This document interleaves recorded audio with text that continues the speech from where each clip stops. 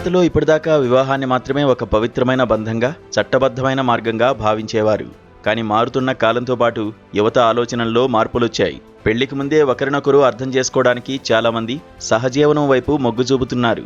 ఈ క్రమంలోనే మధ్యప్రదేశ్ ప్రభుత్వం ప్రతిపాదించిన ఉమ్మడి పౌర స్మృతి ముసాయిదా ప్రస్తుతం దేశవ్యాప్తంగా సంచలనం సృష్టిస్తోంది. ఈ ముసాయిదా ప్రకారం రాష్ట్రంలో సహజీవనం సాగించాలనుకునే జంటలు ఇకపై తమ బంధాన్ని తప్పనిసరిగా రిజిస్ట్రేషన్ చేయించుకోవాల్సి ఉంటుంది. గుట్టుచప్పుడు కాకుండా సహజీవనం సాగిస్తే అది నేరంగా పరిగణించబడుతుందని ఈ ప్రతిపాదనలు హెచ్చరిస్తున్నాయి. మధ్యప్రదేశ్ ప్రతిపాదిత చట్టం ప్రకారం సహజీవనం చేసే జంటలు తాము నివసించే పరిధిలోని జిల్లా రిజిస్ట్రార్ కార్యాలయంలో తప్పనిసరిగా పేర్లను నమోదు చేసుకోవాలి. ఒకవేళ రిజిస్ట్రేషన్ చేసుకోకుండా రహస్యంగా సహజీవనం సాగిస్తే గరిష్టంగా 3 నెలల వరకు జైలు శిక్ష విధించేలా కఠిన నిబంధనలు రూపొందించారు. అంతేకాదు సహజీవనం ప్రారంభించగానే ఆ జంట తల్లిదండ్రులకు అధికారికంగా సమాచారం చేరవేస్తారు. స్థానిక పోలీస్ స్టేషన్లలో కూడా ఈ జంటల రికార్డులను భద్రపరుస్తారు.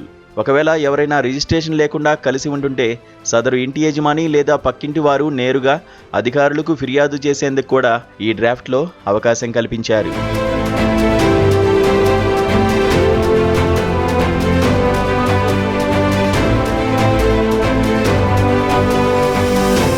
ప్రతిపాదిత బిల్లు కేవలం సహజీవనానికి పరిమితులు విధించడమే కాకుండా అందులోని భాగస్వాములకు చట్టబద్ధమైన రక్షణ కల్పిస్తోంది. ఒకవేళ మనస్పర్ధల కారణంగా విడిపోవాలని నిర్ణయించుకుంటే కోర్టు ద్వారా విడాకులు తీసుకున్నట్లే రిజిస్ట్రార్ వద్ద అధికారికంగా దరఖాస్తు చేసుకుని రిజిస్ట్రేషన్ను రద్దు చేసుకోవాల్సి ఉంటుంది.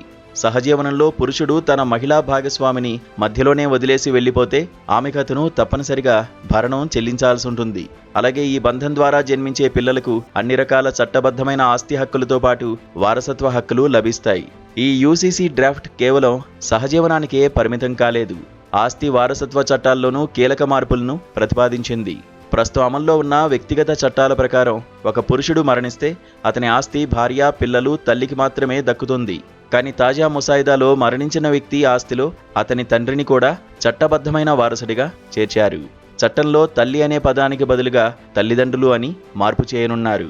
అయితే ఈ ప్రతిపాదిత చట్టం ప్రాథమికంగా రాష్ట్రంలోని గిరిజన జనాభాకు వర్తించదు.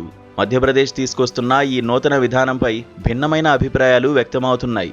వివాహం చేసుకోకుండా స్వతంత్రంగా ఉండాలనుకునే వారి ప్రైవసీకి, వ్యక్తిగత స్వేచ్ఛకు ఈ నిబంధనలు గొడ్డలి పెట్టుగా మారుతాయని కొందరు విమర్శిస్తున్నారు. ముఖ్యంగా తల్లిదండ్రులకు సమాచారం పంపడం, పోలీసుల వద్ద రికార్డులు ఉంచడం వల్ల యువత నైతిక వేధింపులకు గురయ్యే ప్రమాదం ఉందని ఆందోళన చెందుతున్నారు. అయితే మోసపోయే మహిళలకు, పిల్లలకు చట్టపరమైన భద్రత కల్పించడానికి ఇది అత్యంత అవసరమని మద్దతుదారులు వాదిస్తున్నారు. ఒకవేళ ఈ బిల్లు అసెంబ్లీలో పాస్ అయి రాష్ట్రపతి ఆమోదం పొందితే ఉత్తరాఖండ్ తర్వాత ఈ తరహా చట్టాన్ని తెచ్చిన రాష్ట్రంగా మధ్యప్రదేశ్ నిలుస్తోంది.